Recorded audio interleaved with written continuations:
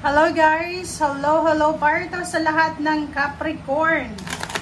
Okay, Capricorn, welcome dito sa aking channel. Okay, tingnan natin Capricorn kung anong messages. Weekly tarot reading tayo, so titingnan natin Capricorn kung ano yung message, vibration na para sa'yo. Okay?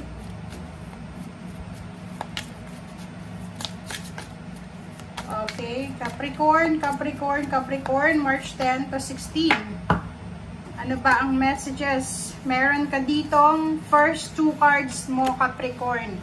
Pasensya na pala kung ganito yung ating setup. Ang pangit, pero pasensya na. Babaguhin natin to kasi tayo ay nasa lugar na wala tayong table. Okay?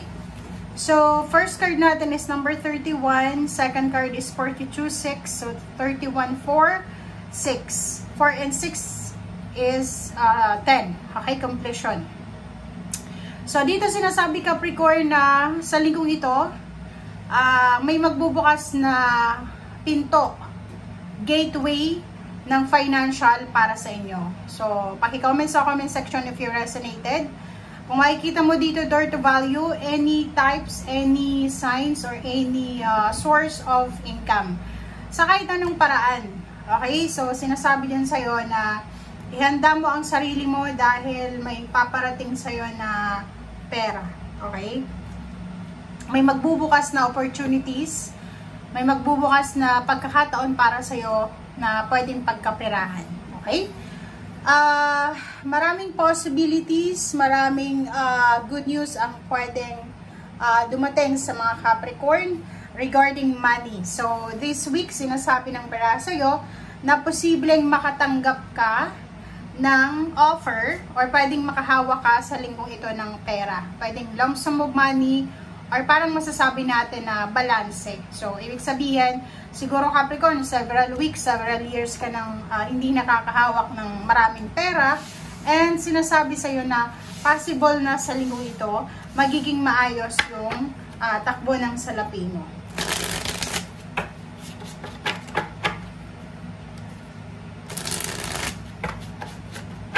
Okay.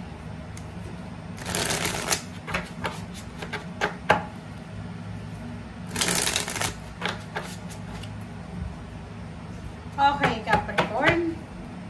Tingnan natin. First card mo dito is King of Swords. So, nakikita ko sa'yo dito, Capricorn, na marami kang, kumbaga, gustong matapos sa buhay mo. Marami kang gustong ma-achieve sa buhay mo. So, isang Capricorn, pwedeng estudyante, or pwedeng empleyado, or kung ano man ang pinagkakabalahan mo sa ngayon, pwedeng negosyante, or pwedeng wala pang negosyo, nagbabala ka pa lang na magnegosyo. So, nakikita ko sa'yo dito yung, yung eagerness. Nakikita ko sa'yo dito yung direction. Parang gusto mong ibahin yung direction na tinatahak mo sa ngayon. Or parang masasabi natin, pwedeng yung kapamilya mo ay hindi masyadong eager sila na yumaman. Hindi sila masyadong eager na maiba yung takbo ng kanilang financial.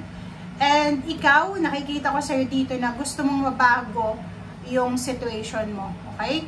So, sinasabi ng Barakit yan sa'yo na gusto mong mabago yung takbo ng financial flow ng buhay mo. Okay?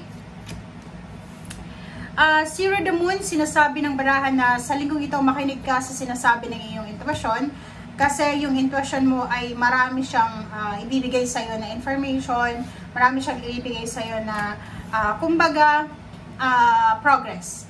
At ang Chariot is victory and success. So, sinasabi ng barahan na you're moving towards or maybe you're moving forward to positive change. Yung Chariot, nakikita ko sa'yo dito na yung iba sa inyo sobrang gustong-gustong makapag-travel abroad, yung iba gusto makapag-travel around the world, or pwedeng gustong makalipat ng ibang bahay, ng ibang career, ng ibang business, ng ibang kung ano man na gusto nila. So, gusto nila dito sa Chariot ng ng progress, ng growth, ng victory and success. So, sino ba naman ang hindi gusto yung ganun? So, nakikita ko sa'yo dito, Capricorn, na simula ngayong linggo, talagang kahit mayroon kang fear mayroon kang konting takot na nararamdaman, talagang ipupursu mo to na gusto mong mangyari sa buhay mo.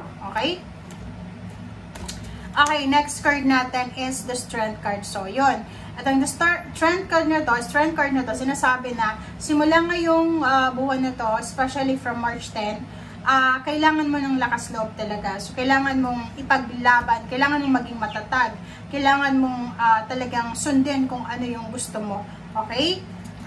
Next card is King of Cups. Nakikita natin dito na kontrolado mo naman yung emosyon mo, kontrolado mo naman yung mga nangyayari sa buhay mo. So, nasa tamang direksyon, nasa tamang lugar, nasa tamang relationship, nasa tamang pamilya, nasa tama kang kumbaga direksyon ng buhay mo.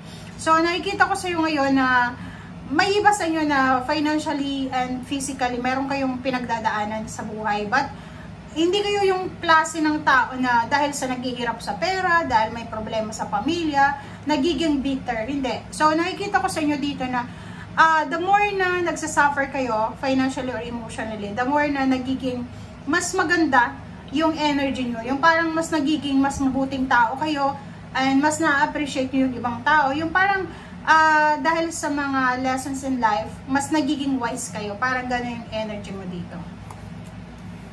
Okay, nakikita ko sir dito na may mga Capricorn na hindi makatulog sa gabi dahil siguro sa hormonal imbalances. Yung iba naman is dahil siguro sa mga problema, may mga iniisip sa overthinking, overanalyzing. So, sinasabi sir ng barahan na Queen of Swords na kailangan mong alisin itong Nine of Swords na ito. So, as much as possible, iwasan mo yung sobrang pag-iisip. Iwasan mo yung sobrang pag-inom ng kape. Iwasan mo yung sobrang pakikipag-associate sa mga toxic na individual.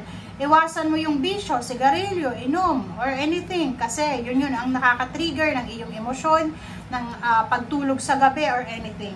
So, dito sinasabi na kung ikaw ay isang Capricorn na masyadong emotional, sensitive sa linggong ito, kailangan mong magpakatatag. Kailangan mong ilagay sa isip at puso mo na lahat ng ito ay kaya mo. Lahat ng nangyayari sa buhay mo may rason. Lahat ng mga challenges, obstacles na pinagdaanan mo, isipin mo na may rason kung bakit nangyayari yon. Isipin mo rin na hindi ka pababayaan ng Panginoon sa kahit anong mangyari. Okay? And last card mo dito is Five of Cups. So nakikita ko sa'yo dito na for the month of February, ang dami-dami mong pinagdadaanan na regrets, meron kang mga fear, natatakot ka, nangihinayang ka, parang gusto mong balikan yung past pero hindi mo na kayang mabalikan. So dito, sinasabi ng baraha mo na ayos lang yan, kung ano ang direksyon na tinatahak mo sa ngayon, i-continue mo lang yan kasi tama yung direksyon na yan. Basta, keep going lang, be strong, be courageous, and continue mo lang yung pagiging masipag, yung pagiging eager, yung pagiging excited sa mga new beginnings. Okay? Thank you guys. Bye!